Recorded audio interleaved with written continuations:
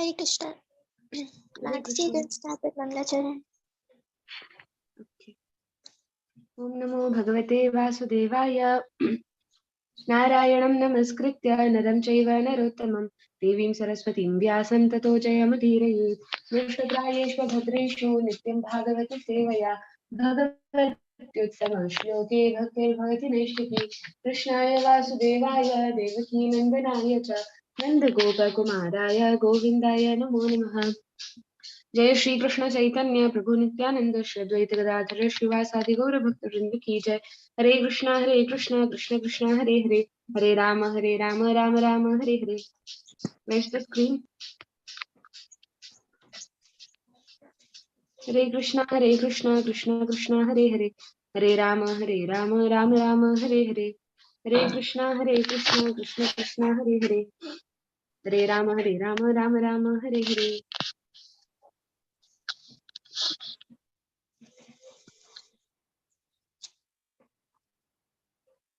तुम पढ़ो। Elevation to Krishna consciousness. Choosing human and animal lives. Umagyanatimirandasya Gyananjalakshalakhya Chakshurandalpam Gyena Tasmai Shri Gurave Namaha. I offer my respectful obeisances unto my spiritual master, who has opened my eyes, blinded by the darkness of ignorance, with the torchlight of knowledge. It is customary with this verse to offer obeisances to the spiritual master who enlightens his disciple in the matter of transcendental knowledge. The Vedic process does not involve research work. In mundane scholarship, we have to show our academic learning by some research, but the Vedic process is different.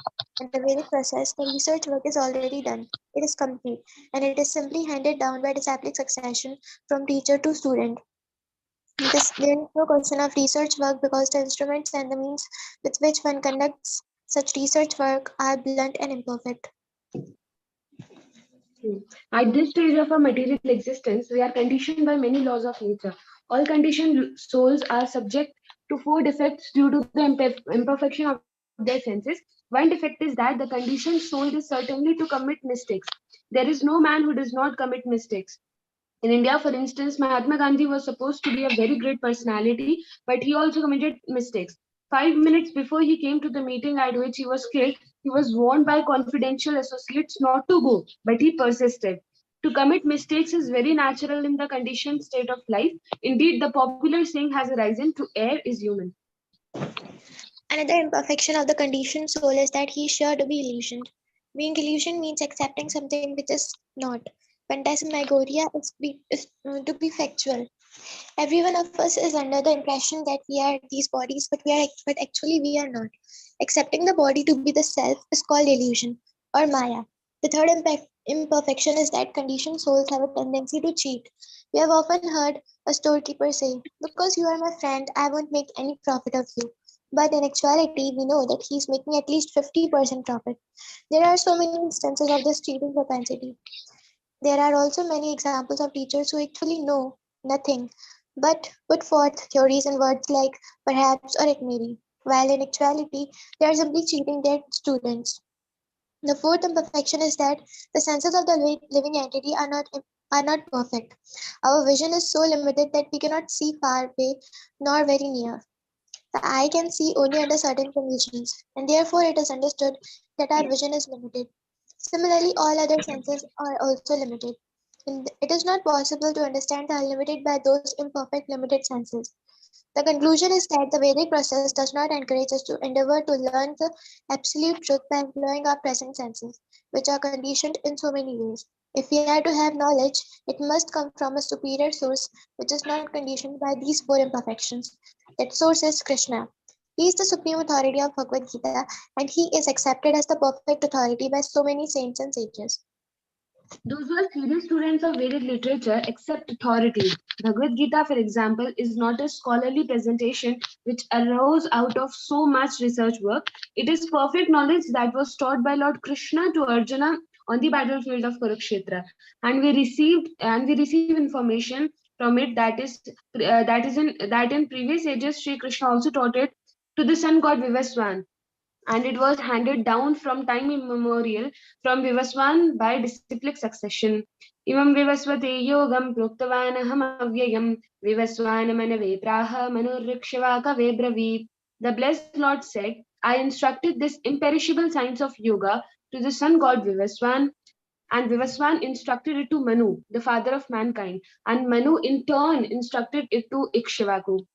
If we study Bhagavad Gita according to academic knowledge or according to our own mental speculation, we are certain to commit mistakes. It is not possible to understand Bhagavad Gita in this way. It is necessary to follow carefully in the footsteps of Arjun. In previous ages, due to interpretation and mental speculation, the real purport of Bhagavad Gita was lost. Therefore, Krishna re-established the teachings by giving them to Arjuna.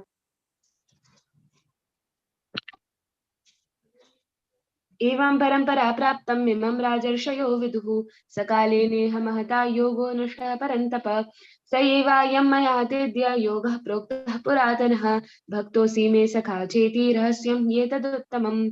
The supreme science was thus received through the chain of disciplic succession. The saintly kings understood it in that way. But in course of time, the succession was broken, and therefore the science as it is appears to be lost. That very ancient science of the relationship with the supreme is today told by me to you because you are my devotee as well as my friend. Therefore you can understand the transcendental mystery of this science.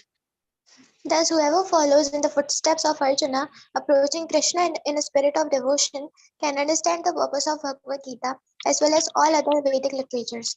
There are four Vedas: Sam, Rig, Yajur, and Atharva, and there are 108 Upanishads, including the Isha Upanishad, Katha Upanishad, and Taittiriya Upanishad, as well as the Vedanta Sutra, Srimad Bhagavatam, and Bhagavad Gita.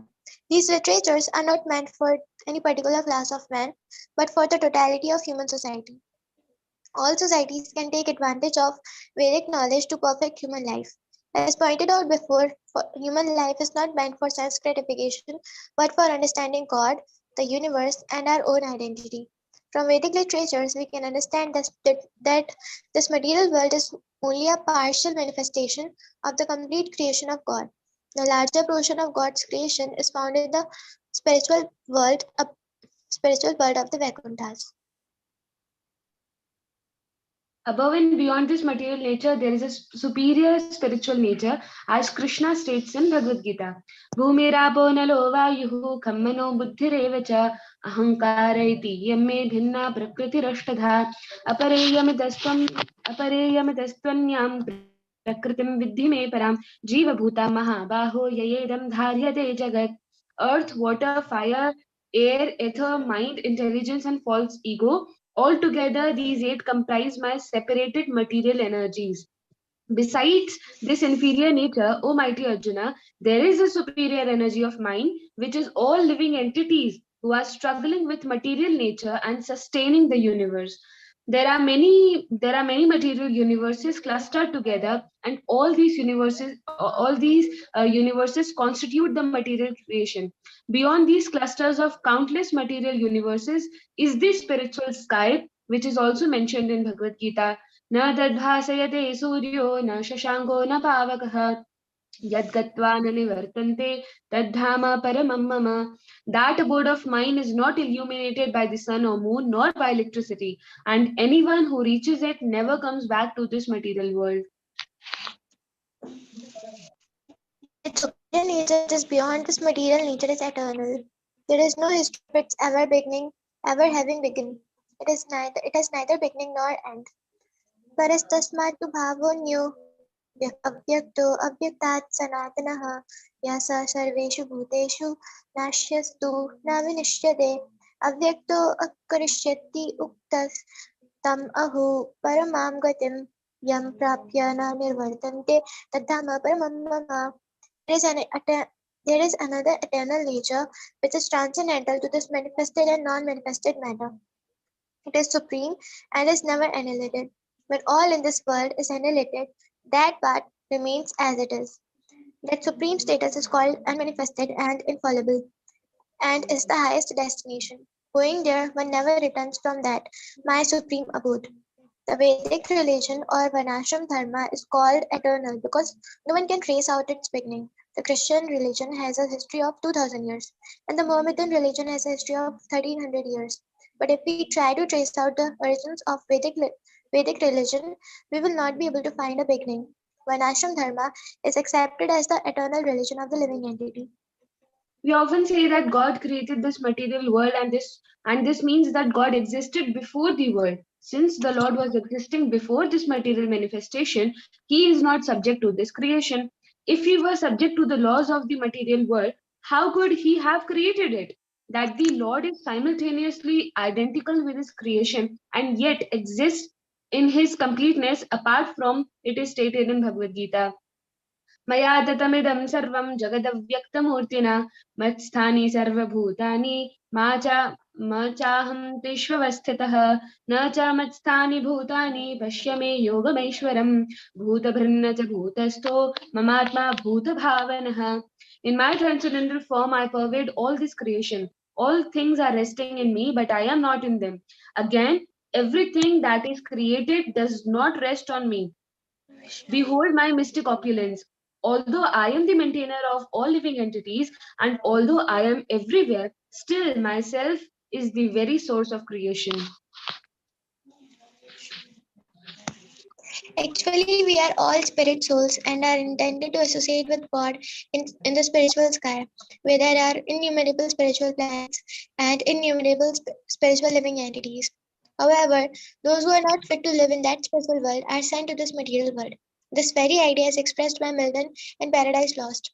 Although spirit soul, we have voluntarily accepted this material body, and by accepting it, have also accepted the threefold mysteries of material nature. Exactly when we accepted it and how we accepted it cannot be traced. No one can trace out the history of when the conditioned soul first began accepting these material bodies. At present, Darwin's theory of the evolution of organic matter is very prominent in institutions of higher learning, but there is information given in the Padma Puran and other authoritative scriptures of the living entities, spiritual evolution from one body form to another. This Puran informs us that there are 84 lakhs form of living entities, 900,000 of which live within the water. There are uh, two, what's this? 2 million. 2 million species amongst planets and vegetables alone. At present, everyone is giving stress to Darwin's theory, but in Vedic literature, there is immense information about the different species. Darwin expresses the opinion that the species are evolving from lower forms of life, but this is not the whole truth. The soul may progress from lower forms to higher forms, but in the beginning of creation, all species were created by Sri Krishna, as indicated in the Bhagavad Gita. सर्वभूतानि कौन्तेय प्रकृतिं यानि मामिकां कल्पक्षये पुनस्ताति कल्पादौ विसृजाम्यहम् प्रकृतिं स्वामवष्टभ्य विसृजामि पुनः पुनः भूतग्राममिमं कृत्स्नम् अवशं प्रकृतिर्वशात्. O son of Kunti, at the end of the millennium, every material manifestation enters unto my nature, and at the beginning of another millennium, by my potency, I again create. The whole cosmic order is under me. By my will, it is manifested again and again, and by my will, it is annihilated at the end. All of these living entities are subject to the threefold mysteries, including those mysteries pertaining to the body and mind. Animals cannot understand that they are suffering, but human beings can. One who does not know that he is suffering is an animal consciousness. Animals may be standing behind a fence to be slaughtered, but they do not understand this.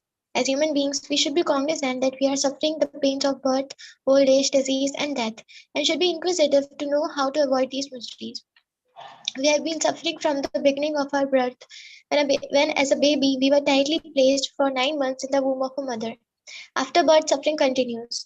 Although a mother may take so much care for her child, the baby still cries. Why? Because he is suffering. Either a bug is biting, or there is pain in the stomach, or some other malady. Whatever the case, the suffering goes on. The child also suffers when he is forced to go to school, when he doesn't want to go. The child doesn't want to study, but the teacher gives him tasks anyway. If we carefully analyze our lives, we find that they are full of suffering.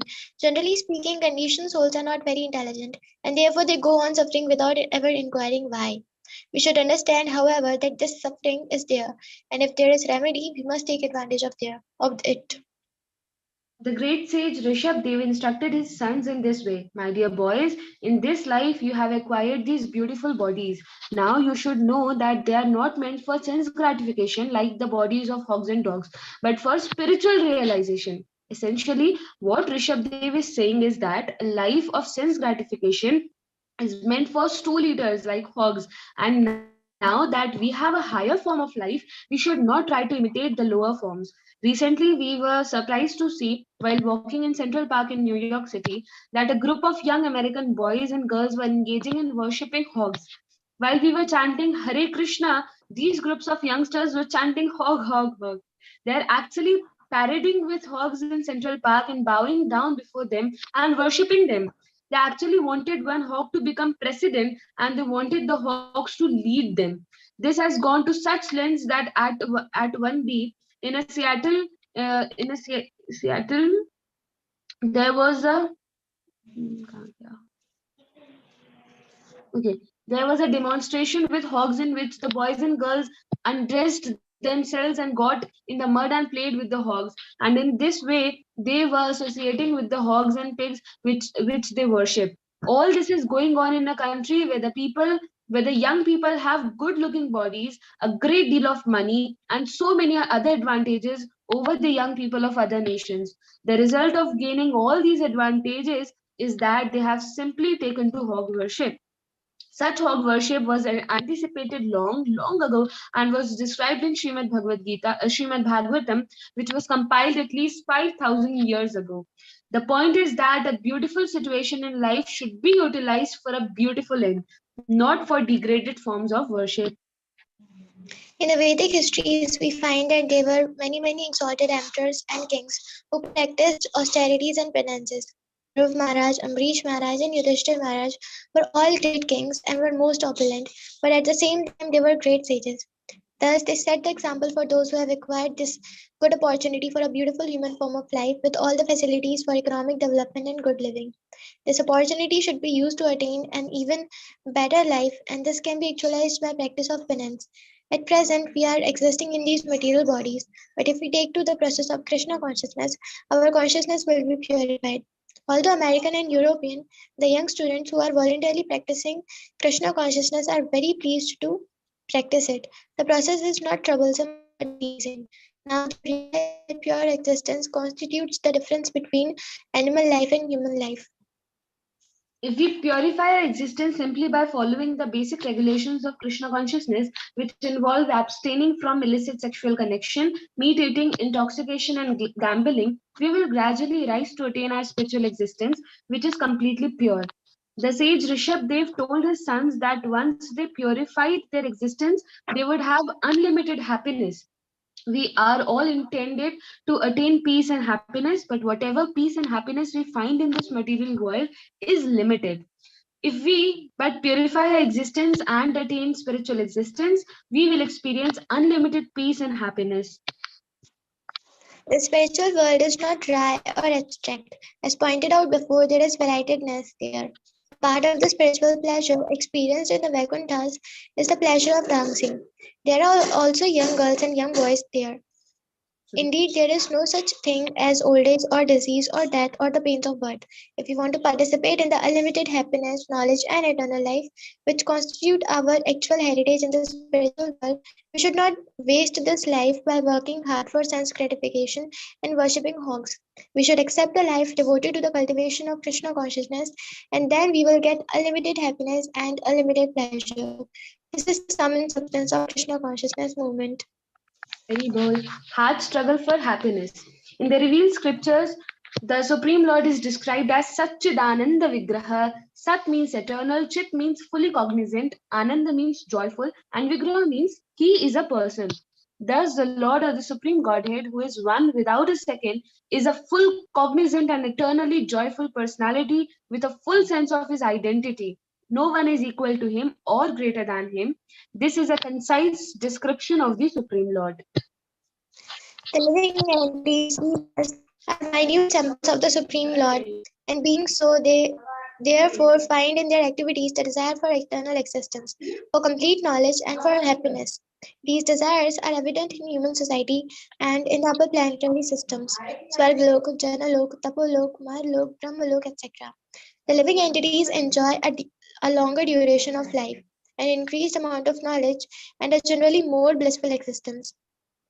But even in the highest planet in this material world, where the duration of life and standard of enjoyment are thousands and thousands of times greater than those on earth, there is still old age, disease, and death. Consequently, the level of enjoyment is insignificant in comparison to the eternal bliss enjoyed in the company of the Supreme Lord. Loving service to the Supreme Lord and different relationships makes even the enjoyment of impersonal Brahma as insignificant as a drop of water in comparison to the ocean. Every living being desires the topmost level of enjoyment in this material world, and yet everyone is unhappy here. This unhappiness is present on all the higher planets, despite a longer lifespan, higher standards of enjoyment and comfort. That is due to the laws of material nature. We can increase the duration of life and standard to the highest capacity, and yet by the law of material nature we will be unhappy. The reason for this is that the quality of happiness which is suitable for our constitution is different from the happiness which is derived from material activities. The living entity is a minute particle of the superior spiritual energy of the Lord, which is Satchidananda Vigraha, and therefore he has the necessary propensity for joy, which is spiritual in quality. Unfortunately for him, he's trying vainly to attain his enjoyment from the foreign atmosphere of material nature. A fish that is taken out of water cannot be happy by any arrangement on land. He must be supplied with water. In the same way, the minute Sachidan and the living entity cannot be really happy through any amount of planning conceived by his illusion brain in this material universe. He must therefore be given a different type of happiness which is spiritual in essence.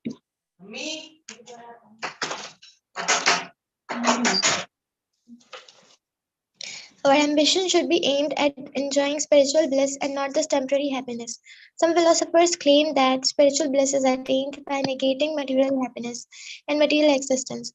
Theoretical negation of material activities, as propounded by Sripad Shankaracharya, may be effected for an insignificant section of mankind, but the best and surest way for everyone to attain spiritual bliss was propounded by Lord Sri Chaitanya Mahaprabhu by means of devotional activities.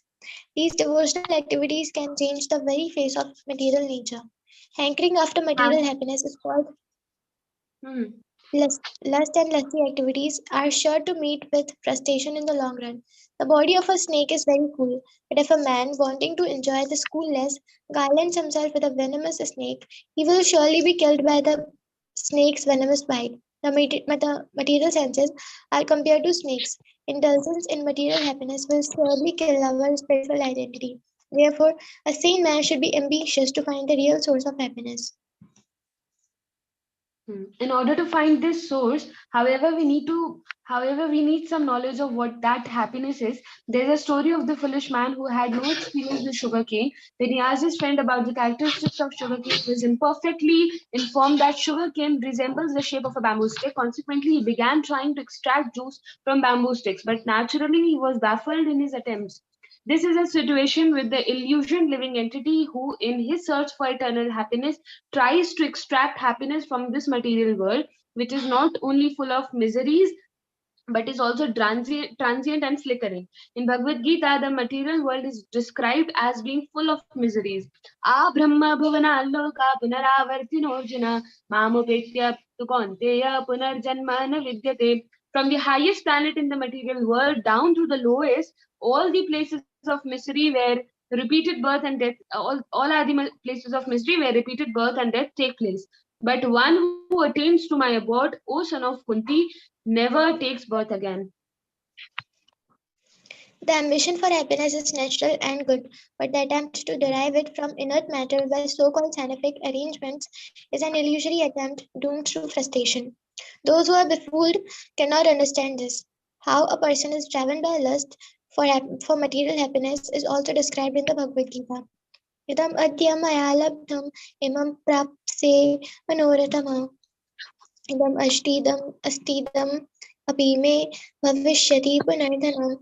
The demoniac person thinks So much wealth do I have today, and I will gain more according to my schemes.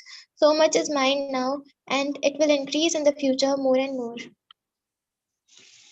This atheistic or godless civilization is a huge affair contrived for the gratification of our senses, and now we are all mad after money in order to maintain this empty shell.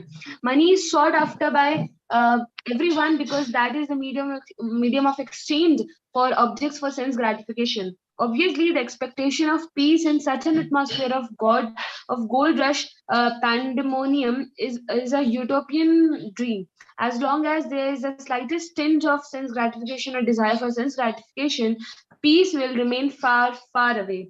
This is because by nature we all are eternal servants of the Supreme Lord and therefore cannot enjoy anything for our personal interest. This is therefore necessary for us to learn how to employ our senses in the transcendental service of the Lord and to utilize everything to serve His interest. This alone can bring about much desired peace. A part of the body cannot in itself be independently happy. It can only derive its happiness and pleasure out of serving the entire body. The Supreme Lord is the whole, and we are parts, but we are all busily engaged mm,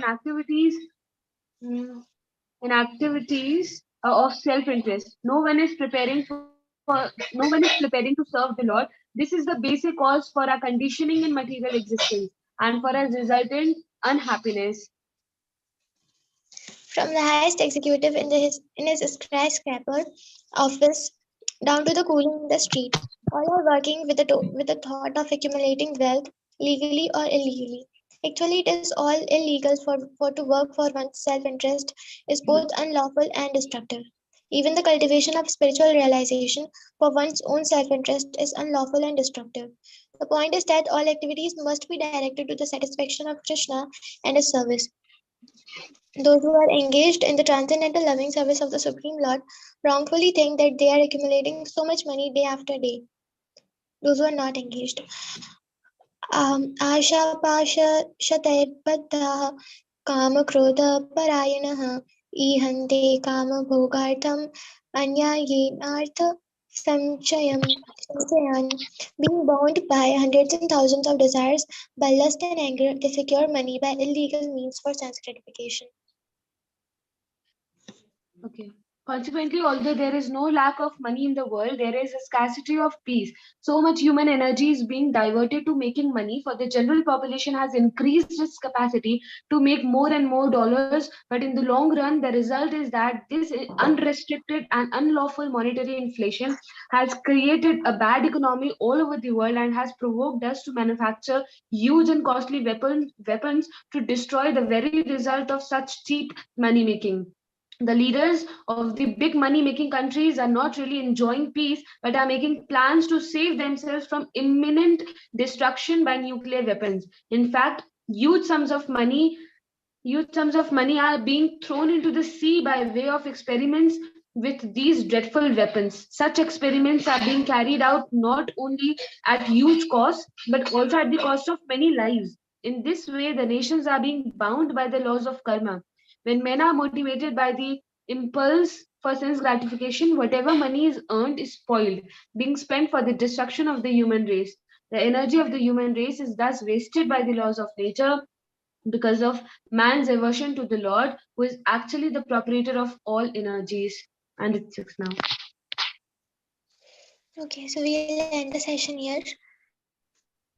You can read the paragraph, this last.